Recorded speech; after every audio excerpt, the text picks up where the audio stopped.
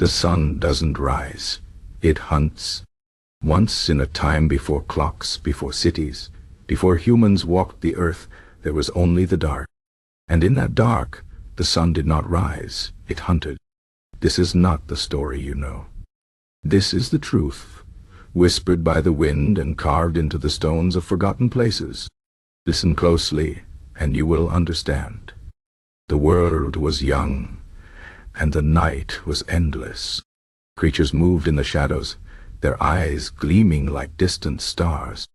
They knew no dawn, no warmth, only the cold embrace of the dark. But among them, there was one who was different. It called itself Soul. Soul was not like the others. It did not slink or hide. It burned, a great golden beast. Its body rippled with fire, and its breath could turn stone to ash. Where it walked, the darkness fled, and the creatures of the night screamed as they were seared away. Soul was not kind. It did not bring light out of love. It hunted the dark, because the dark was its enemy. Every morning it would wake from its slumber beneath the earth, stretching its blazing limbs, and then it would run. It chased the night across the sky, tearing at the shadows with claws of fire. The moon, pale and trembling, would retreat before it, and the stars would vanish like frightened birds. For a time, this was the way of things. The dark would creep back when Saul grew weary, and the creatures of the night would return, licking their wounds. But Saul always came back, stronger, hungrier. Then one day, the earth shook. The ground split open, and from the depths rose a beast of its own, a creature of roots and stone, with a voice like thunder and eyes like deep wells. It was the world, and it was angry. You burn too brightly, the world said. You chase, and you scorch, and you leave nothing behind. Saul snarled, its flames lashing at the air. The dark is mine to hunt. I will not stop. The world sighed, and the mountains trembled. Then I will make you a promise. Hunt the dark.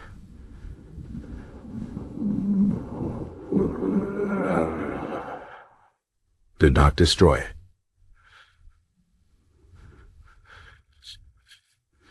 Let the night live, and in return, I will give you something greater. And Saul hesitated. Its fire dimmed just a little. What could you give me? The world knelt, pressing its great hands into the soil.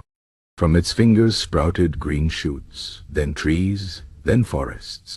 It breathed, and flowers bloomed. Life, it said, you will chase the dark, but where you touch the earth, life will grow. And in time, those who live will look to you not as a hunter, but as a bringer of light. Saul did not understand at first. It had known only hunger, only the chase. But the world's offer was strange and tempting. Very well, Saul growled. I will spare the night, but if the dark ever grows too bold, I will not hold back. The world nodded. That is fair. And so, the balance was struck. Saul still hunted the dark, but now when its fire touched the earth, life stirred. Grass unfurled, rivers sparkled, and creatures learned to bask in its warmth instead of fear it. The night still came, but it no longer ruled. Generations passed.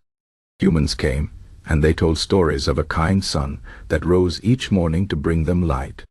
They did not know the truth, that the sun was not rising.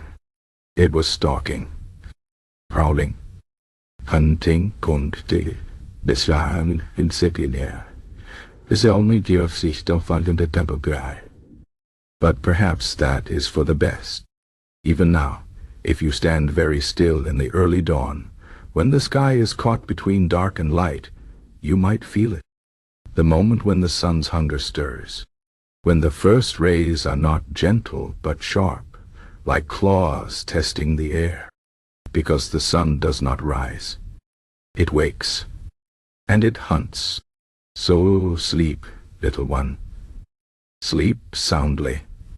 The sun will chase the dark away, just as it always has. But never forget, it is not doing it for you.